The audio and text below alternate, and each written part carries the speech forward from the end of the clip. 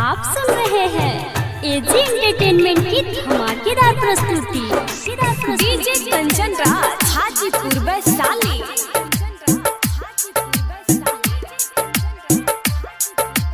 Mix by AG recording studio. प्यार में जखम गहरा मिलल तोरे से कहीं भाई रे, कहीं भाई रे, कहीं भाई रे। हाँ हाँ प्यार में जखम गहरा मिलल तोरे से कहीं भाई रे। जन जुदा होके चला गईली सब नहीं जुदाई रे। अब ना धरती पर चल जाई बयरथी पर लाश फूका जा बेवफा बेवफा बेवफा होई गईली रे जान बेवफा। बेवफा बेवफा बेवफा होई गईली रे जान बेवफा। आप सुन रहे हैं एजी एंटरटेनमेंट की धमाकेदार प्रस्तुति।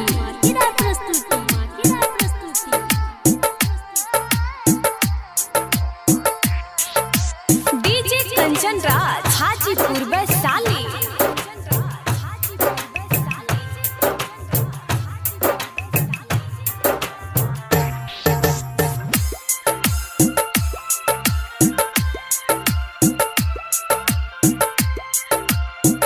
Mix by AG recording studio.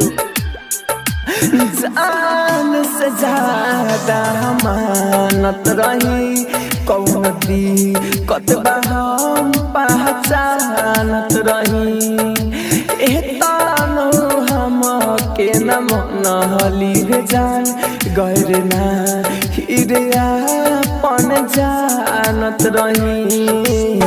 भूल गईली हमके खाके कसम के कुछ न बचल बा।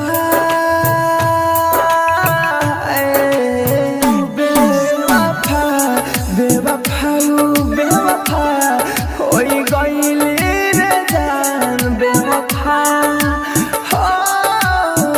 बेवफा बेवफा बेवफा होई गईली रे जान बेवफा। आप सुन रहे हैं एजी एंटरटेनमेंट की धमाकेदार प्रस्तुति।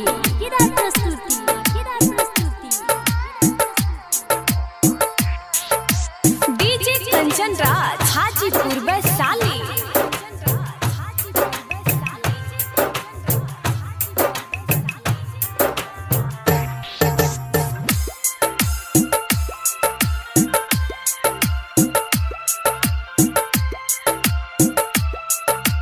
Mix by AG recording studio.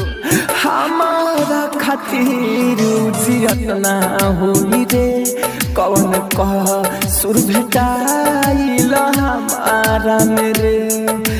जान कहली हुए हम कहीं रे तब गईली कल दिल के कमारा से रे। बुझली ना प्यार रे दिहली दारा रे सही हालात न बा। बेवफा बेवफा बेवफा होई गईली रे जान बेवफा।